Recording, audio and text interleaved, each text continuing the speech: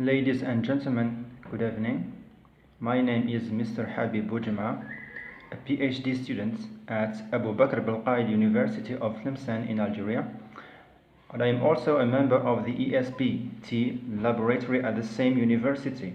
Currently, I'm working as an assistant teacher at Ibn Khaldun University, teaching linguistics, gender studies, and sociolinguistics. I would like to thank the organizers of the 6th International Conference on Languages, Linguistics, Translation and Literature for accepting and giving me the opportunity to present my research paper, which is entitled Metaphor as a Mirror of Gender-Based Ideologies in an Algerian Context, a Sociolinguistic Perspective. So the idea behind conducting such research paper is that in our daily communication and daily interactions as Algerians, mainly in the west side of the Algerian country, a bunch of metaphors or gendered metaphors are used in day-to-day speech. It means they are heavily used in the local variety, which is Algerian dialectal Arabic. So we as native speakers, even me as a participant in tiered speech community, which is our target population, we have, as researchers, of course, we have observed that people, I cannot say all people, but most people in the Algerian, in tiered speech community, tend to use some metaphors as a means to represent men and women in different ways. That is to say, some metaphors, if not all of them, some of them, they are used to represent the woman as a marginal or secondary to men, while men, the latter, is represented as powerful and more assertive. So the presentation goes like that. We start with the introduction, then we define the most key concepts they are used in this research. Then we have the objectives, research questions and hypothesis, methodology. Then the corpus analysis deals with the introduction of some gendered metaphors, and they will be analyzed using a content analysis. Then we discuss the findings, then limitations, then we move to the conclusion. As an introduction, so the concept of gender-based ideologies correspond to those sexist attitudes, practices and stereotypes. It means that gender ideologies tend to reinforce what we call androcentric beliefs and folk linguistic beliefs. That is to say, the woman is generally represented as a powerless human being. So this is what we call gender-based ideology. This ideology is based on what we call androcentric belief, which sustain that men and women live in an entirely androcentric world or a patriarchal social system.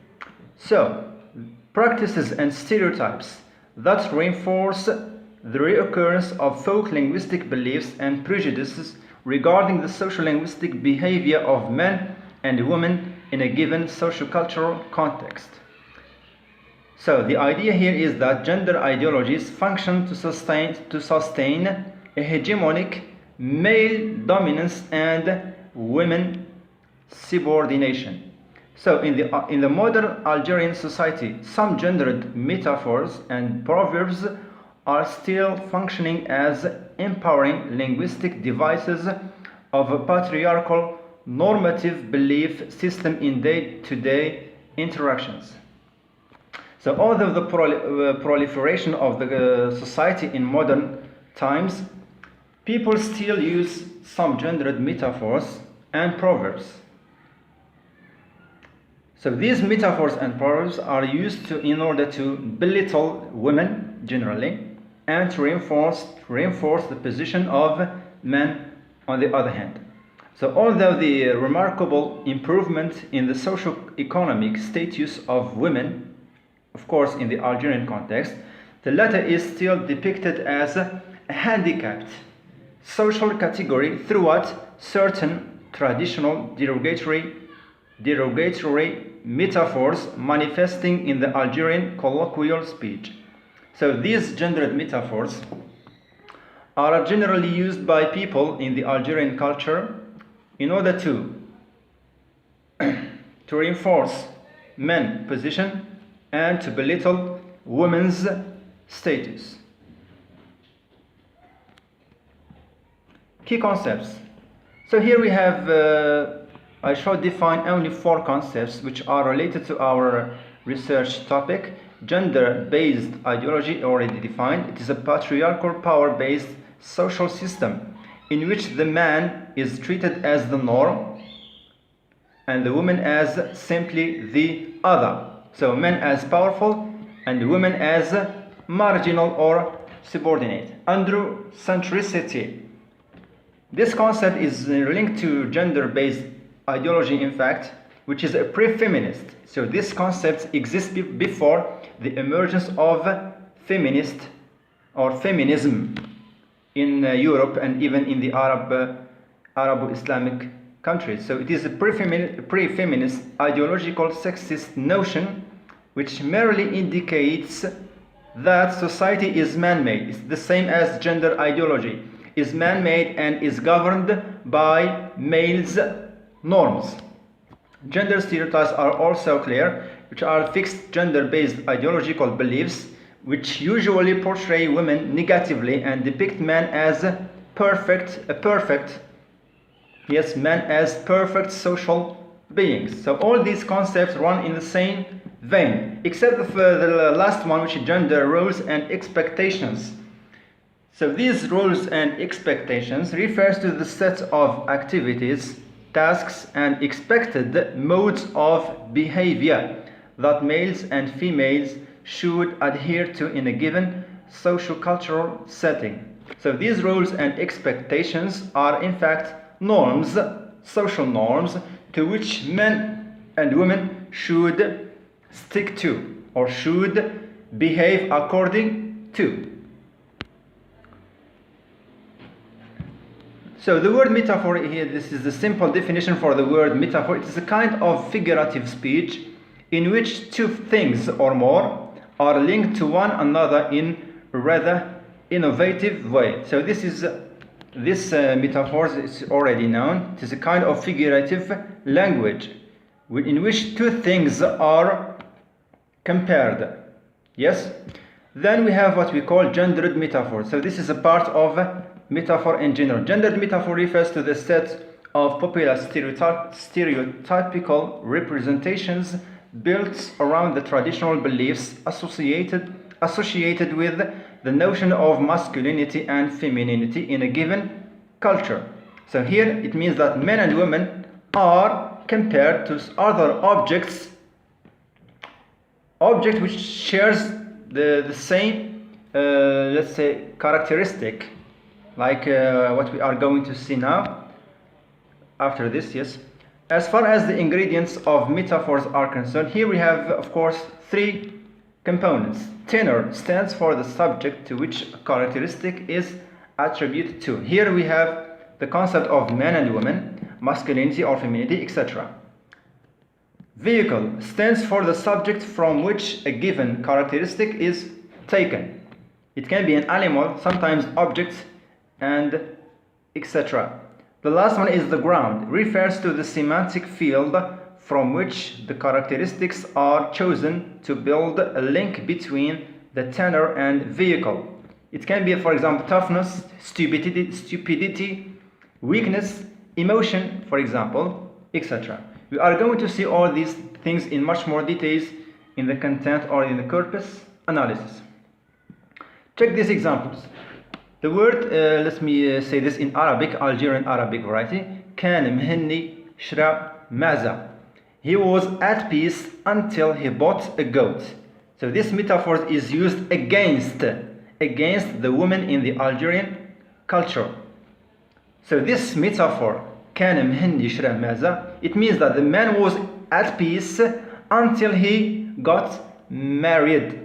So woman is metaphorized as a goat because she makes troubles. So the woman in this metaphor is represented as a troublemaker. So this metaphor tends to reinforce a gender ideology which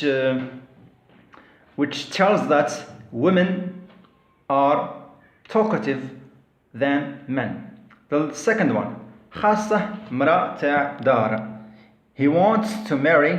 If we translate this into English, it becomes he wants to marry a housekeeper woman. A housekeeper.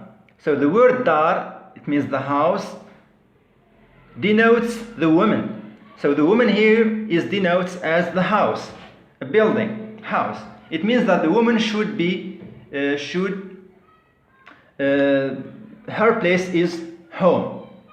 It means the private space, not the public one. So the woman belongs here to the private space. So in our culture, in our society, tier speech community, if we say خاصة مرأة تاع دار, it means that a man wants to marry a woman that should, for him, that should stay at home, not go outside, not going outside for work. So this is a general belief in our culture. A woman, the word dar stands for the woman. So these are two simple examples. The first one, we have the tenor, which is the woman. The vehicle is the word goat, which is maza, and the ground is troublemaking or talkativeness. The second one, the word mara is the tenor, dar is the vehicle, the ground is that the man and the private space. Sorry, the woman and the private space. As far as the research objectives or the research objective is concerned, so our aim is to reveal the major folk perceptions. Folk means sayings or proverbs which are not based on any scientific examination.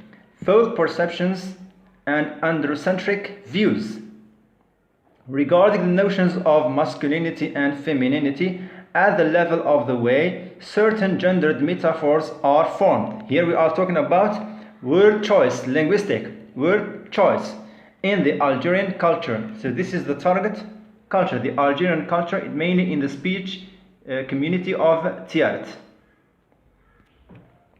Research questions. Two main questions are generated here. The first one deals with the major, or what are the major gender-based ideologies and stereotypes associated with those most used metaphors and figurative expressions in the Algerian dialectal Arabic.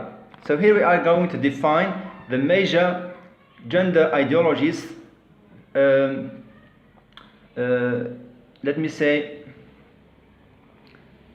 carried with those gendered metaphors in the Algerian dialectal Arabic variety. The second one, to what extent do these gendered metaphors contribute in constructing androcentric beliefs regarding the relationship between wife and husband in the Algerian culture rather than a reciprocal one? So it means we are going to investigate the extent to which gendered metaphors contribute in what? Reinforcing androcentric beliefs. It means man is the primary, the woman is secondary, but not reciprocal one. It means man and woman in as far as our Arabo-Islamic, mainly Islamic culture is concerned, the relationship between the man and the woman is reciprocal. It means one depends on the other. Without the other one cannot it cannot have a perfect or good social life. So if the man controls the woman totally in everything, this means that there is no reciprocal relationship. It means everyone, the man is dominant, the woman is subordinate. But the reciprocal one, it means they should share their everything together. They share, therefore they discuss things, many things. For example, they share ideas, they express their emotions to one another, etc. So this is what we call what we mean by reciprocal relationship. Hypothesis. So as a hypothesis, the first one, certain gendered metaphors are intimately linked to gender ideologies which belittle women and portray them as deficient, while men are rarely depicted negatively. So we have conducted this hypothesis on the basis of the notions, of the beliefs that people have about those gendered metaphors. The second one, the occurrence of gendered metaphors in the Algerian culture may reveal that people still have rigid stereotypes and androcentric beliefs concerning the wife-husband relationship. So this relationship, although I said this before, although the proliferation of civilization in Algerian society, and most importantly, the involvement of women in the workplace. So, although these changes have been made in the social life, the women, unfortunately, is still represented as a handicapped social category in most societies or most families. As far as the methodology of the present investigation is concerned, so I said that the setting is my community, Tiara speech community, which is situated in the west of Algiers. The target language variety is the local variety, the colloquial variety, which is Algerian Dialectal Arabic, ADA. As far as the data collection tool, so we as participants and we as members of this Tiara speech community, we have collected these metaphors on the basis of the our long-term participant observation. The last one, which is the instrument of analysis, we are going to analyze what we have collected from metaphors using a corpus-based analysis of a bunch of metaphors, gendered metaphors. Then the corpus analysis. So here, the first one. Some animal vehicles used to depreciate women. Check this one. The first one. We generally say in our context, المرأة خت البقرة. The woman is the sister of the cow. المرأة is the tenor here, and the word بقرة, which is the cow, is the vehicle, animal vehicle. So this metaphor, المرأة خت البقرة, is used by older people in our context for the woman when she behaves, let's say, when she doesn't, in case she didn't provide a good decision, or she didn't behave in a good, according to the norms. For example, if the woman crosses the road without looking left and right. So this metaphor occurs. It means that when she crosses the roads, she doesn't look left and right, like the cow when she crosses the roads, the road, for example. So the word Bekr in our context is used to address somebody if he behaves in, let's say, if he doesn't behave in a normative way. The second one, اديها خنفوسة تهنيك ولا تديها غزالة تعييك. Better take a beetle amuses you instead of a gazelle tires you. خنفوسة and غزالة. So take her, it means marry her If she is ugly, you will live a comfortable life with her. Better to take her beautiful, and she will tire you. She will provide many problems. It means troublemaker. So khanfusa, it means this is refers to ugliness. Ghazali refers to the beauty. So take her beetle, the tenor, the vehicle, animal one, beetle and gazelle. Beetle refers to the ugliness of the woman. So take her ugly, she will live with you better life. Then to take her beautiful, and she is going to tire you. It means she is going to demand many things and many things and many things. Because in our culture, the ugly woman looks for happiness. For happiness, not to demand from her husband everything. Just to live, to get married, and to live in her husband's house. Third one, كان مهني شرع معزة. We have seen this before. Last one, دايرة كالعود. She is like a horse. So if we link the woman with the العود, which is the horse, it means that the woman behaves in a more masculine way, which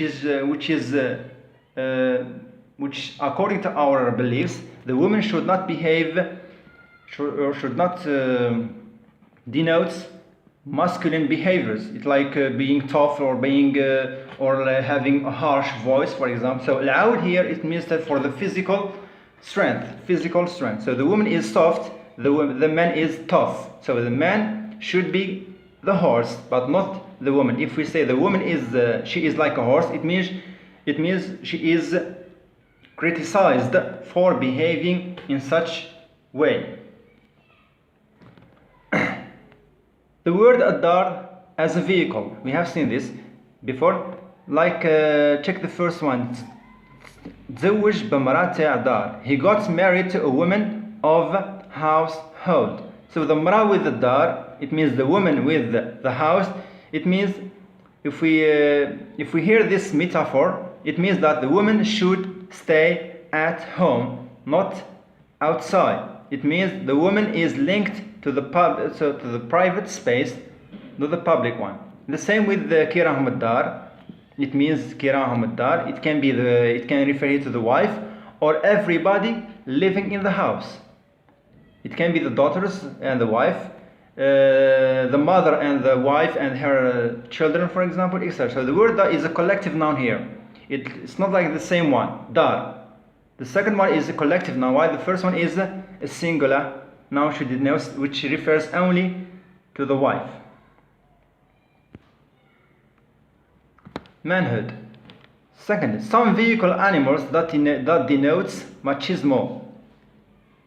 It means masculinity and toughness. The first one, Dair Kilbral, he looks like a mule. If we say this to someone, it means that he is tough or physically tough, powerful. The same with Khshin Kilferd, roof like a bull. It means he is strong and tough. The last one, Hahuja Sba'ta, here comes my lion. It means Sba', the word Sba' is used to denote a man. It can be even a boy who behaves in a courage manner. But if we say he got kicked by a mule, rah sakah bghal, he got kicked by a mule. This metaphor denotes that somebody, it mainly the man, has behaved in a wrong way, especially decision making. So if someone makes bad decision, for example, we say rah sakah bghal. So the word bghal generally is used to denote stupidity and ignorance. Third one, non-animal vehicles that denotes cowardice. Check the word msannan fi dar kinsa. He always stays at home like woman. So the word msannan is used in our context to address someone, mainly the man, if he stays a lot at home, but he never goes outside like the man. So the word msannan comes from tasnan, which is like staying a lot at home. Msannan fi dar kinsa. like women. So the women are metaphorized as housekeepers. They should stay at home. The same with hadak, marawi, or maraya. In some contexts we use the word marawi. In other ones we use maraya, as in my context speech, tiered speech community. So the word marawi or maraya is often said to a man who behaves in a womanish, who behaves like a woman. It means a womanish. So if he is not courage, for example, if he wears clothes like a woman, if he cuts his hair like the woman, if he wears, for example, jewels like the woman, etc. So all these two words, marawi and maraya, are used to denote, to belittle the man if he behaves like the woman. Here we have some metaphors about dealing with the woman and beauty. Check the first one. تخاف المرأة من الشيب خوف النعجة من الديب. The woman fears aging, or something as far as this context we say gray hair, as the sheep fears the wolf. So it means that the woman cares more about beauty, cares about beauty more than men. The same as the sheep fears the wolf. You see here? Sheep fears the wolf. So the main nightmare for the sheep is the wolf. For the same with women, the main nightmare for the woman is aging, getting old, gray hair here, for example. The same with الزين زينة والأقل نشروه لك. The beauty, the appearance, it means the appearance. الزين زينة والأقل نشروه لك, it means she is endowed with the beauty, but the mind shall be bought.